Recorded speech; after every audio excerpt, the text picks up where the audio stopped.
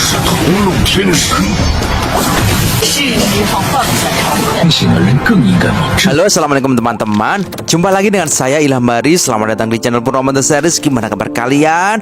Semoga selalu sehat dan baik-baik saja ya. Kali ini kita akan menyajikan sedikit spoiler Sising Ji season 5 episode 36 yang akan rilis Rabu depan ya guys. Dan gak usah berlama-lama lagi, langsung saja gas cuy. 杀个片甲不留。 Pertempuran antara Asura dan Dewa kini bertambah sengit. Raja Gila yang hampir melukai Dewa Sasin kini tiba-tiba saja ditengahi oleh Raja Harta Ling Bao Tianzun. Raja Gila sangat terkejut dengan kedatangan dari Dewa kuno itu. Dan ini adalah pertama kalinya Raja Gila bertemu dengan salah satu dari leluhur para dewa itu. Akan tetapi, Raja Gila tak peduli siapapun lawan di depannya. Bahkan walaupun itu adalah dewa yang menciptakan dirinya, ia juga tak peduli bagaimana ia berasal, karena bangsa Asura telah memilih jalannya sendiri selama ribuan tahun. Dan saat ini Raja Gila bertekad akan memusnahkan seluruh dewa surga, termasuk ketiga dewa kuno itu. Jiwa tempur Raja Gila kini semakin terbakar dengan membara. Ia pun lalu ancang-ancang dengan tebasan terkuatnya, dan pedang iblis Asura, matilah Ma'uwet. Tebasan yang super kuat ini membuat Dewa Sasin yang melihatnya pun kini jadi panik dan berteriak agar Ling Bao Tianzun berhati-hati. Dan mak jeder, Ling Bao pun dengan cepat merilis perisai sucinya untuk menahan tebasan Raja Gila. Tebasan Raja Gila yang begitu kuat tampaknya membuat Ling Bao Tianzun pun agak kewalahan menangkisnya. Samar-samar tebasan itu menggerus perisainya dan akan mulai melukai tubuh abadinya. Jelas hal itu membuat Ling Bao kaget dan marah. Ia lalu mulai mengulurkan senjatanya sambil menegaskan kepada Raja Gila bahwa dengan memulai perang ini, maka Asura sama saja cari mati. Surga bukanlah tempat yang bisa diancam oleh Asura, dan itu telah dibuktikan di masa lalu. Raja Harta pun segera mengulurkan tombak sucinya dan mak jeder. Tembakan dari leluhur dewa itu membentuk ledakan bola cahaya disertai petir yang dahsyat yang langsung mengempaskan Raja Gila dan pasukannya. Walaupun begitu, tampaknya ekspresi Raja Gila masih biasa saja dan tak ketakutan sedikit pun. Di situ ia balas berkata bahwa apa yang dikatakan Ling Bao Tianzun adalah sebuah kekeliruan, karena di perang zaman dulu ia tak ada di sana. Jawaban itu jelas membuat Ling Bao mulai geram dan ia menganggap kalau Raja Gila begitu angkuh. Ling Bao lah yang menciptakan Asura. Walaupun ia tak suka bertarung, akan tetapi Ling Bao menegaskan kalau ia dengan mudah bisa menghanyutkan seluruh bangsa Asura. Raja Gila pun kini juga sangat marah dan ia tak gentar sedikit pun. Malah ia balik menantang Raja Harta untuk maju dan melihat siapa sebenarnya yang angkuh. Cahaya terang kini mulai keluar dari jari-jari Ling Bao Tianzun. Cahaya itu mulai memancar dan menyebar ke arah dinding-dinding benteng.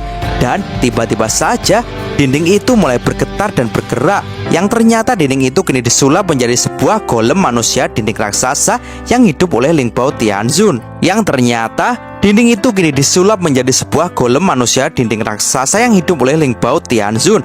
Dan tak hanya itu, Ling Bao pun kini memancarkan kekuatannya lagi yang dengan cepat merubah semua tembok yang ada. Ribuan tembok kini mulai bergerak dan menjadi pasukan raksasa yang siap melumat Asura yang mendekat. Jelas hal itu sangat mengagetkan para Asura. Dan tak menunggu waktu lama, Asura pun kini dibuat kocar-kacir. Para dewa pun kini juga sangat terkejut dengan kemampuan dewa kuno itu, karena mereka baru pertama kalinya melihat kemampuan Raja Harta yang seperti ini. Para pasukan raksasa batu ini sungguh kuat, dan hal ini tentunya membuat moral pasukan surga dengan cepat menjadi naik. Raja Harta pun kini mulai mendarat dengan santuy. Ia menilai dengan ini harusnya sudah bisa menghentikan para Asura. Disusul dengan Dewa Sasin yang juga mendarat di dekat Ling Bao Tianzun. Wajah Dewa Sasin kini menjadi serius karena dia melihat salah satu lengan kanan Ling Bao Tianzun mengucurkan darah. Menyadari hal itu, Ling Bao pun dengan cepat segera menutupi lukanya dan mengatakan kalau ini hanyalah luka kecil. Akan tetapi dia mengakui kalau Raja Gila merupakan raja yang paling kuat di antara raja yang lain. Ling Bao pun juga mengaku kalau ia juga tak mahir dalam pertempuran jarak dekat. Dia hanya bisa berharap Asura akan segera mundur. Sementara itu, ekspresi Raja Gila pun tak menunjukkan rasa panik sama sekali. Dia yakin kalau ini tak akan berlangsung lama. Dan ia pun kini mulai melesat untuk melakukan sesuatu. 我要杀个片家没。 Sementara itu, Shin diperlihatkan Tathagata yang telah kembali ke surga. Akan tetapi ia dikejutkan dengan pelayan Dewa Sasin yang saat ini dengan panik melaporkan bahwa Suma telah melarikan diri. Suma pun kini sudah berada di sisi luar istana surga.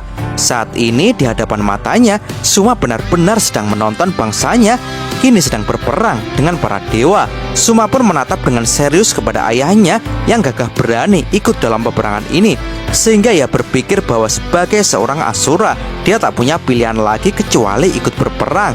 Tangannya pun kini telah memegang pisaunya dengan erat. Tapi tiba-tiba saja Tathagata pun muncul dan ia segera menyarankan Suma agar segera meletakkan senjatanya.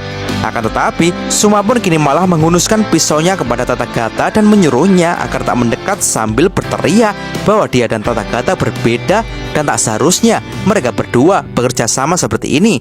Tapi dengan cepat Tathagata pun menyadarkan Suma kembali dan berhasil membuat Suma menurunkan pisaunya. Jadi itulah sedikit spoilernya buat Rabu besok ya lur. Dari sini kita belum tahu nih gimana nanti Raja Gila bisa berduel dengan Sun Wukong sesuai trailernya ya. Jadi kita tunggu aja.